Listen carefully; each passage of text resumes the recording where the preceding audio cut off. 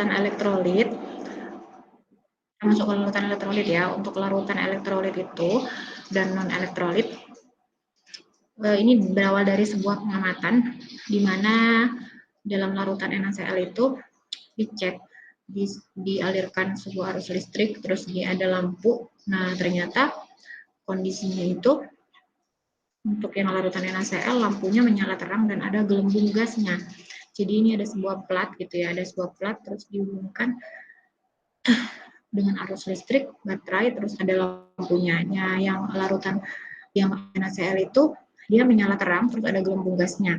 Sedangkan kemudian yang kedua, larutan NaCl-nya diganti dengan CH3COH. Bagaimana hasilnya?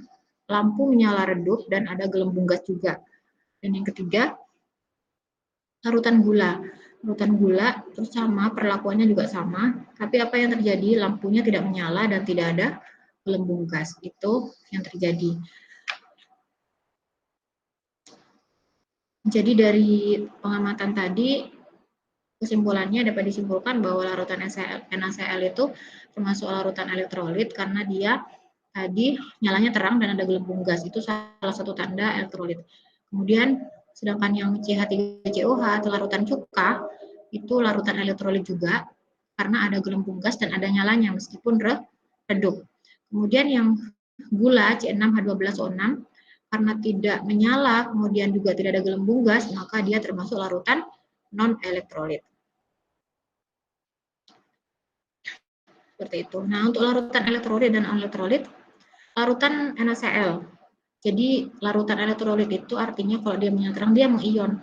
Ion-ion itu kan yang bikin adanya arus listrik gitu ya, arus listrik. Sama seperti tubuh kita. Tubuh kita tuh banyak ionnya sehingga kalau misalnya kita pegang itu arus listrik, maka kita juga akan kesetrum lah istilahnya ya, karena tubuh kita juga ada ion-ion yang banyak sekali dalam tubuh, kan ada air ya. Tubuh kita kan sebagian besar 80% itu air. Air itu juga ikut berkontribusi menjadi perantara larutan elektrolit itu. Ada ion-ion dalam tubuh kita yang cukup banyak. Walaupun kita tidak minum yang namanya Pocari Sweat, dalam tubuh kita itu juga banyak ion-ion. Dan itulah yang menyebabkan kalau kita kena arus listrik itu juga ikut kesetrum. Jadi mengalirkan arus listrik juga. Untuk larutan NaCl, kenapa kok nyalanya terang banget? Dia berarti termasuk larutan elektrolit kuat. Nah, larutan NaCl itu dia mengion sempurna, ionik ya. NaCl menjadi Na+ dan Cl-. Sedangkan yang asam cuka tadi kovalen, CH3COH, dia larutan elektrolit lemah. Jadi mengionnya sebagian. CH3COO plus H+. Jadi kalau kovalen biasanya elektrolit lemah. Sedangkan C6H12O6 non elektrolit kovalen juga dan dia tidak mengion gitu ya. Gula itu tidak mengion. Nah, larutan elektrolit dan non elektrolit. Elektrolit itu ini ya dapat mengion tadi ya, dapat mengion. Kalau yang kuat itu berarti dia mengion secara sempurna. Biasanya ini adalah larutan-larutan ion atau yang ikatannya ion seperti NaCl, CaCl2. Ingat biasanya senyawa ionik itu adalah senyawa yang ikat dari logam dan non logam. Dari yang di periodik unsur itu paling kiri dan yang paling kanan biasanya Na terus Cl. Na kan golongan 1, Cl golongan 7. NaCl ini. Kemudian CaCl2, Ca golongan 2, terus Cl golongan 7 itu kan cukup jauh jaraknya. Biasanya itu terbentuk ikatan ion, logam dan non logam. Sedangkan elektrolit lemah yang tadi ditandai dengan nyala lampu yang tidak terlalu terang, redup dan juga ada gelembung gas, dia mengion juga tapi mengionnya sebagian. Contohnya adalah CH3COH atau larutan cuka yang mengion menjadi CH3CO- dan H+. Seperti itu. Dan untuk larutan non elektrolit yang tidak dapat mengion, contohnya adalah larutan gula, larutan urea, dan larutan alkohol. Ini ya. Jadi tadi sudah larutan elektrolit itu yang dapat mengion secara sempurna. Untuk larutan gula, nah jumlah partikel yang jelas larutan elektrolit lebih besar daripada non elektrolit. Partikel itu kan yang apa tuh? yang sudah terbagi-bagi gitu ya, bagian part-part, otomatis karena banyak yang mengion, partnya kalau part yang membelah, yang memecah lah istilahnya, yang mengion kan otomatis lebih banyak yang kuat, larutan elektrolit lebih banyak daripada larutan non elektrolit, jelas dia partikelnya. Jadi itu, jadi larutan itu kan campuran homogen, proton, terus ada apa namanya, ada yang apa sih namanya ya, yang namanya larutan itu kan like the soft light. Jadi kalau dia polar, dia akan suka dengan yang polar. Kalau non polar ya non polar. Nah, biasanya kan tergantung pelarutnya. Jadi karena campuran itu homogen, homogen itu artinya tidak kelihatan gitu loh. Kalau misalnya dicampur dia tidak kelihatan. Contohnya air dan contohnya air itu bersifat polar. Zat pelarut yang polar itu air. Jadi larutan-larutan NaCl itu bisa homogen kalau dengan air. Apa NaCl kan sifatnya polar ya. Sifatnya itu ionik sih. Ionik dalam air itu dia akan memisah secara sempurna. Ionik contohnya NaCl tadi itu, dalam air dia sifatnya akan memisah secara sempurna. Zat terlarutnya polar, ionik. Jadi NaCl contohnya. Jadi pelarut yang baik itu adalah untuk larutan-larutan ionik itu adalah yang polar, sifatnya polar atau airan. Polar itu yang sifatnya polar atau non polar itu kan ikatan kovalen. Nah, itu ya. Jadi ionik itu biasanya bentuknya garam, sedangkan yang memisah sempurna ya. Jadi dia larutan elektrolit kuat kalau memisah sempurna. Jadi tidak ada yang tidak memecah, tidak ada yang tidak terpisah. Ionnya memisah semuanya sempurna itu. Jadilah makanya nyalanya lampunya itu nyalanya terang, tidak redup. Kalau yang sebagian kan yang redup. Nah, kalau kovalen polar, ionnya itu ionisasinya terjadi secara sempurna, ada ionisasi sebagian dan ada yang tidak terionisasi. Kalau tadi kan ionik polar, ada yang kovalen polar. Kovalen polar kan contohnya tadi apa? CH3CO OH itu contohnya. Ada yang ionisasi sempurna, sebagian dan juga tidak terionisasi. Nah, ini ya contohnya yang NaCl ya. NaCl dalam H2O ketika garam, kamu larutkan garam dalam air, maka proses yang terjadi itu ya seperti ini. Na itu berikatan dengan, Na itu kan positif. Biasanya kan yang namanya ketika ini mengion secara sempurna, dia akan menarik itu kan, apa ya namanya, tertariknya kan plus sama negatif pasti. Ya, jadi Na plus, terus O gitu.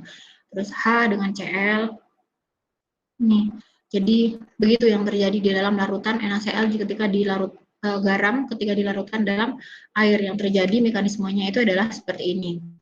Tarik menariknya itu loh. Jadi yang pasti positif yang dari NaCl akan tertarik dengan yang di sini. Terus ini juga ke sini gitu.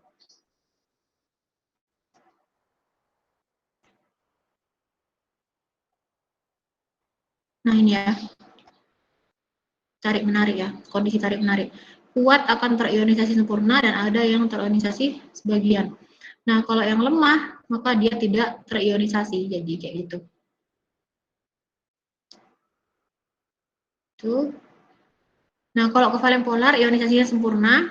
Kalau ionisasi sempurna, ada tadi ada 3 ya. Ada yang terionisasi sempurna, ada yang terionisasi sebagian, dan ada yang terionisasi, ada yang tidak terionisasi. Yang terionisasi sempurna artinya dia mengion semua, NaCl misalnya Na+, jadi Cl-. Jadi semua partikel NaCl itu jadi Na+, semua dan jadi Cl-, dengan sempurna. Contohnya larutan yang mengionisasi sempurna kan disebut larutan elektrolit kuat. Contohnya itu HCl, terus kemudian HBr, Hi, 2SO4, HNO3, HCl4 itu contohnya yang terionisasi sempurna. Sedangkan yang terionisasi sebagian itu disebut dengan larutan elektrolit lemah. Contohnya CH3COH, HF,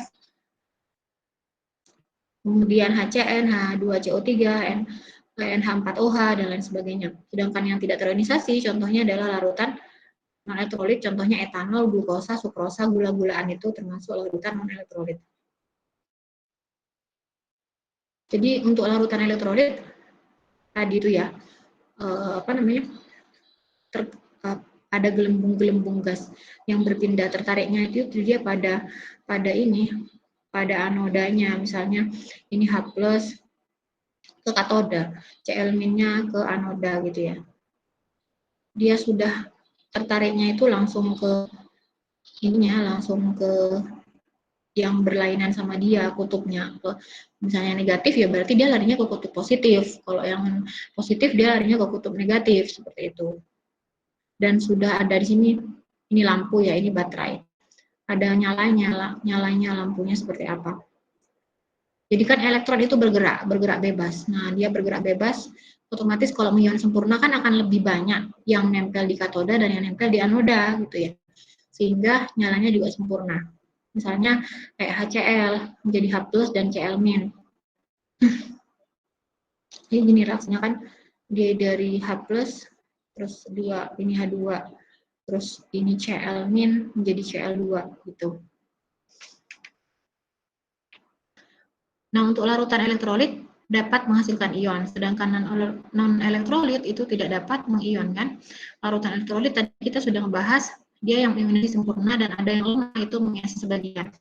Kalau yang kuat tadi ionisasi sempurnanya ditandai dengan lampu menyala dengan terang dan ada gelembung gas. Kalau di ini ya, kalau praktek ya. Sedangkan lemah itu ionisasinya sebagian, tandanya itu dia menyalanya redup, lampunya menyala redup dan tidak ada adanya gelembung gas.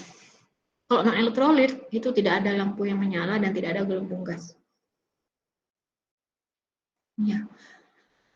Jadi kalau ibaratnya larutan elektrolit kuat, misalnya ini ada 3, ya, ada 3, misalnya ini NaCl kan, ini satunya Na, ini satunya Cl, berikatan kan, berikatan ini NaCl, NaCl, NaCl. Ketika dia dilarutkan dalam suatu larutan air, dilarutkan dalam air, misalnya dalam suatu larutan polar, dia tuh memecah gini loh, memecah sempurna. Itu larutan elektrolit kuat. Jadi memecahnya itu sempurna, kuat. Nah, sedangkan kalau yang lemah itu misalnya ada CH3COH.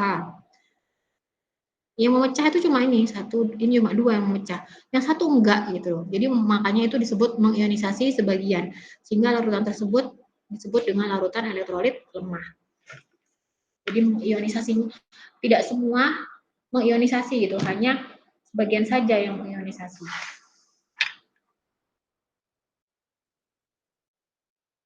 Nah, terkait dengan larutan elektrolit kuat dan elektrolit lemah, ada apa namanya? Ada alfa, ini termasuk ukuran kekuatan ya. Ukuran kekuatan dari larutan, suatu larutan. Untuk menghitung berapa sih larutan yang apa? Yang mengionisasi gitu ya, mengionisasi. Kalau dia elektrolit kuat, maka nilai alfanya itu sama dengan 1. Kenapa? Karena ini kan, ini misalnya ada 1. Ini misalnya ada 3 deh ya, ada 3 kan? 1, 2, 3. Partikel yang apa? Yang dilarutkan ada 3. Terus, kemudian setelah dimasukkan ke air, yang mengion berapa? Partikel yang mengion itu misalnya semuanya mengion, berarti kan 3 yang mengion. Berarti 3 dibagi 3, jadi alfanya sama dengan 1. Itu kalau elektrolit kuat. Jadi kalau elektrolit kuat, alfanya sama dengan 1. Nah, kalau larutan elektrolit lemah gimana? Misalnya ada 3 nih, ada 3 yang dilarutkan. Yang mengion itu cuma 2 misalnya. Berarti berapa nilainya? Yang mengion per yang dilarutkan. 2, ini yang mengion ada 2 dibagi 3. Jumlah larutan yang dilarutkan. Jumlah yang dilarutkan. Jadi 2/3 kurang dari 1. Jadi nilainya kan 0, 0, berarti kurang dari 1. Jadi kalau larutan elektrolit lemah itu alfanya sama dengan 1. Derajat kelarutannya ya, derajat elektrolitnya, derajat kelarutannya itu alfanya sama dengan kurang dari 1, kalau ini 1. Jadi kalau sempurna itu mengionisasi sempurna, maka derajat ionisasinya atau alfanya itu sama dengan 1, kalau elektrolit lemah kurang dari 1. Nah, bagaimana dengan larutan non-elektrolit? Namanya larutan non elektrolit itu ya udah alfanya sama dengan 0. Tidak ada yang mengion. Jadi misalnya ini ada 1, 2, 3, 4, 5. 5 ya. Terus di sini tidak ada yang mengion sama sekali, kan berarti 0. Berarti 0 per 5, jadi 0. Jadi jawabannya adalah 0 per larutan itu sendiri, jadi 0. Jadi derajat ionisasinya atau alfanya untuk larutan non elektrolit itu sama dengan 0. Sedangkan elektrolit lemah kurang dari 1, ini caranya, cara mengerjakannya. Nanti kalau misalnya di ujian saya bilang untuk apa namanya? Partikel yang dilarutkan sebanyak 6 misalnya. Ternyata yang larut itu yang mengion itu adalah 4. Berapa derajat ionisasinya? Kalian caranya tahu kan? Jadi alfa sama dengan 4 dibagi 6. Berarti ini kurang dari 1. Hasilnya tapi dihitung misalnya. Ini termasuk elektrolit apa? Elektrolit lemah, itu pasti. Kalau elektrolit kuat itu pasti nilainya 1. Kalau 6 dilarutkan yang mengion juga 6 gitu. Itu 1. Jadi gampang banget sih caranya untuk menilai. Insya Allah kalau pun UTS ini masuk, yang masuk ya yang berhubungan dengan itu, terkait dengan pelarutannya. Elektrolit kuat, tandanya elektrolit kuat seperti apa, tanda elektrolit lemah seperti apa, tanda elektrolit non elektrolit itu seperti apa.